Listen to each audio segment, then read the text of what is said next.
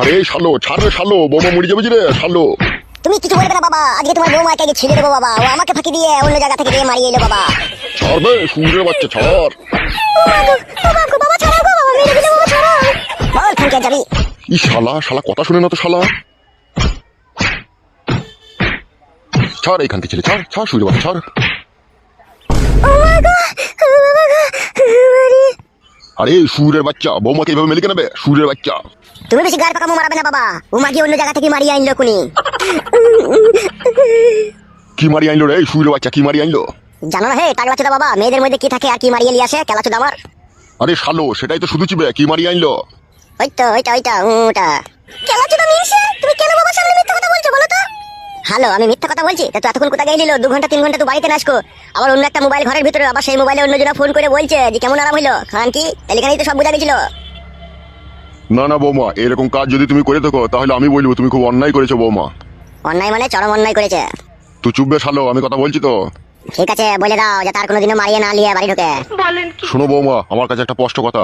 আমরা এই বাড়িতে 3 জন লোক, আর এই 3 মাথা হয়ে গেছি না, আর এই 3 মাথা হচ্ছে কুমাথা। এই 3 মাথা আছি বলেই বাড়িতে ঝগড়া অশান্তির সৃষ্টি হয়েছে। তুমি এক কাজ করবে বৌমা, কাল সকাল হতে না হতেই তুমি বেরিয়ে যাবে, তুমি আর ফটকে দিয়ে তোমার মাকে নিয়ে আসবে। 4 জন হয়ে গেলে আর ঝগড়া অশান্তি হবে না। ঠিক আছে বাবা, আপনি যা বলবেন তাই হবে। তুই আবার মুখ পানে তাকাচ্ছিস কেন বে শালা বারুন মুখো?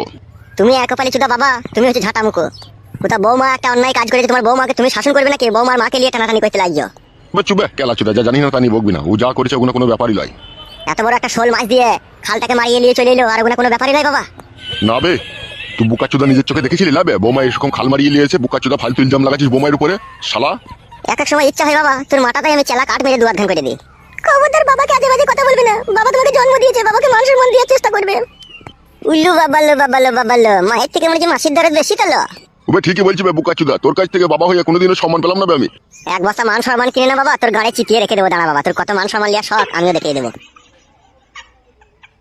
আর তুমি আগে শুনিলে আর কোনোদিনও যদি তোর ওই খালকে মারাতে যাবি, তাহলে তোর আমি না ওই জিসিপির ওই সুঁড়ে করে তোর ওই খালকে হাজুরি দেবো বলে দিলাম আমি। ওবে সবে শালো গানে মারাইছে আমার। এই শালো এমন বাবা, বউ শাসন করতে দেয় না শালো। গড়ার হলো আমার কি, আমার বউ শাসন করার পিলার হে তুমি? ওই জন্য আধেক রাতে মাছ ধর খেয়ে বাবাকে তুলাই দিয়ে গেছো কেলা চোদা আমার। যাবে সুগা যা, লাউডা চোদা আমার আবার চিন্তা মারাইছে। বাবা চোদা বাবা, অনেক বাবা দেখেছে, তোর মতো এরকম কাপুরুষ বাবা তোকে দেখলাম। আমার শাশুড়িকে পাবার লোভে তুই বৌমাকে কিছু বলছিস না। শোবে নাইলে আদা শালা দেখেছিস তো, শালাকে গুদুম করে দেবো। ওইটাই তো শিখেছো তুমি, খালি কথা বললে খালি গুদুম করে দিবা। সবে আর কপালি চুদা, রাত হয়ে গেছে চুকু শো। তুমি যাও মারা ঘোরাও, তুমি ঘরে গিয়ে সব যাও, আমি সুচি মারা ঠিক। বৌমা হ্যাঁ বাবা বলুন। চুপচাপ শুয়ে পড়ো গা, ঠিক আছে? আর ঝগড়া অশান্তি করার দরকার নেই। আর সকাল হলেই আমার কাছে 500 টাকা নিবে, নিয়ে সূর্যা মায়ের বাড়ি চলে যাবে। ও ছোড়া যদি যাই যাবে তোমার সাথে, আর না গেলে তুমি একাই যাবে, তোমার মাকে নিয়ে চলে আসবে, ঠিক আছে? আচ্ছা ঠিক আছে বাবা, তাই হবে। আমি শুতে চললাম, আর যেন ঝগড়া অশান্তি করবে না। কি হলো ওখানে, কি গান মারিতে আবার থাপ করে বসলি সোগা? তুমি সওগা, তোমার সাথে আমার কিসের সম্পর্ক? তুমি তো আমাকে কোনো মিলে তুমি কথা বলবি না আমাকে, বলে দিলাম তোমাকে আমি। হ্যালো খাল মারানি, আমি কি তোকে এমনি এমনি মারলাম নাকি? তো পরে ছেলের সাথে দেখা করতে যাবে কিসের জন্য? তুমি ফালতু বকো না, তুমি ঘুমাও গিয়ে, ঠিক আছে? আমাকে জ্বালাবে না বলে দিলাম তোমাকে আমি। কত ভালোবেসে তোকে বিয়ে করলাম লো, ভালোবাসার চিঠি ফুটো অব্দি মূল্য দিলি না লো তুই। চুপ করে সব, আমি তোমার সাথে ফালতু বকতে চাই না বলে দিলাম তোমাকে আমি।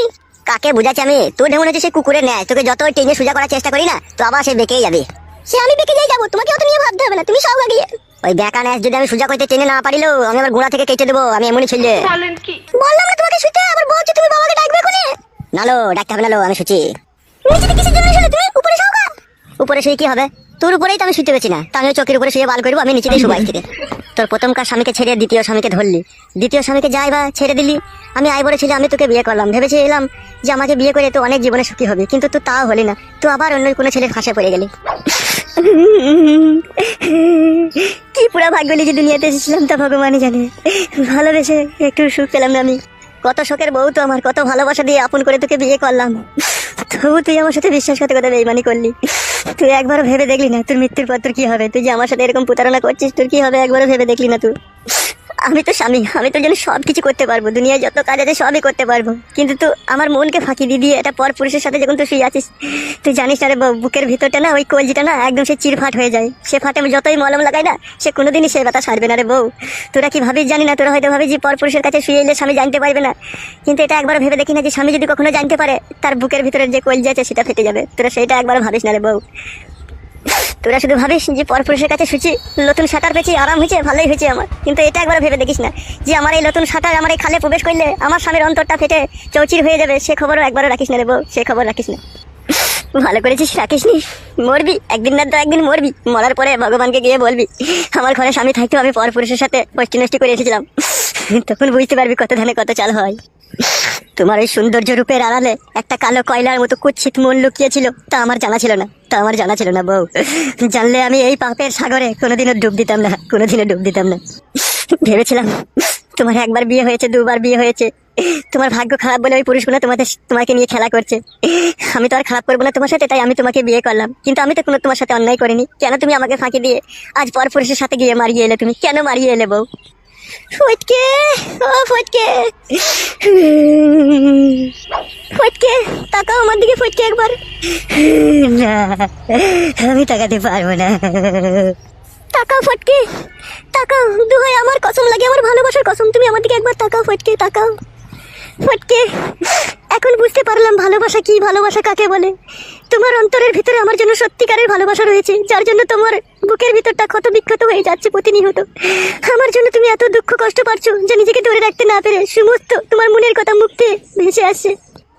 ভালো তো বাসি জান, তোমাকে আমি আমার জীবনের চাইতেও বেশি ভালোবাসি, যার জন্য তুমি যত অন্যায় করো না কেন সমস্ত অন্যায় মেনে নিয়েও তবুও তোমাকে আমার ভালোবাসতে ইচ্ছা হয়।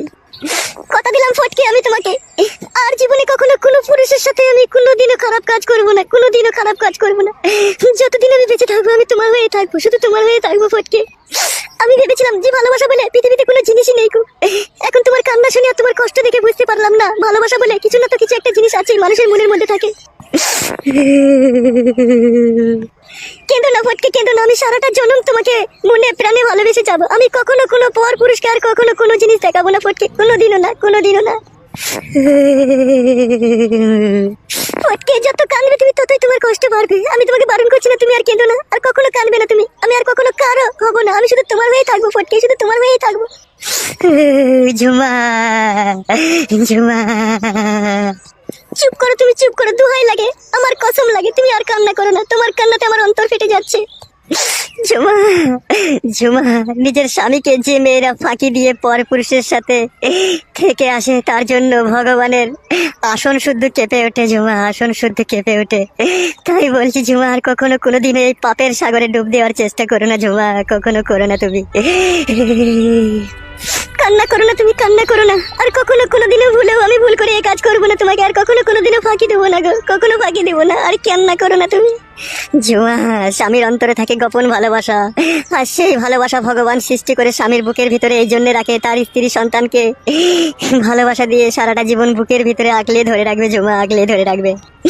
আর সেই ভালোবাসায় যদি তুমি বিষ ঢেলে দাও ঝুমা, ভগবান কোনোদিনও তোমাকে ক্ষমা করবে না ঝুমা, কোনোদিনও ক্ষমা করবে না। ঝুমা, সৃষ্টিকর্তা মানুষ সৃষ্টি করার আগে ভালোবাসার সৃষ্টি করেছিল, এই জন্য ভালোবাসার সৃষ্টি করেছিল যাতে একটা মানুষ আরেকটা মানুষকে ভালোবাসার নজরে দেখে, তাদের ভালোবাসার সম্পর্ক কখনো যাতে বিচ্ছিন্ন না হয় ঝুমা, বিচ্ছিন্ন না হয়। কিন্তু ঝুমা ভগবানকে ফাঁকি দিয়ে এই নোংরা সমাজের কিছু নিষ্ঠুর পাপী লোক তাদের কুমতলবের ফাঁসে ফেলে মেয়েদেরকে আকৃষ্ট করে জৈবন লুটে নেয় ঝুমা, লুটে নেয়। সেই ফাঁসে কখনো পা দিও না ঝুমা, কখনো পা দিও না। চুপ করো ফটকে, চুপ করো, আর বলতে হবে না, আমি বুঝে গেছি ভালোবাসা কি জিনিস, ভালোবাসা কাকে বলে। যতই হাজার ঝড় তুফান আসুক না কেন আর কখনো কোনোদিনও তোমার এমনে আমি আঘাত দেবো না, আঘাত দেবো না গো ঝুমা। আমি তোমাকে সারা জীবন এইভাবে বুকে জড়িয়ে রেখে দেবো ঝুমা। আর কেঁদো না ফটকে, আর কেঁদো না, আমার ভালোবাসার কসম, এই মন প্রাণ সমস্ত সুপে দিলাম তোমাকে আজ থেকে। আর কখনো কোনোদিন আমি কারো হব না, কারো হব না, শুধুই তোমার, শুধুই তোমার। ও আমার প্রাণের ঝুমা, আমার হৃদয়ের রাজকন্যা।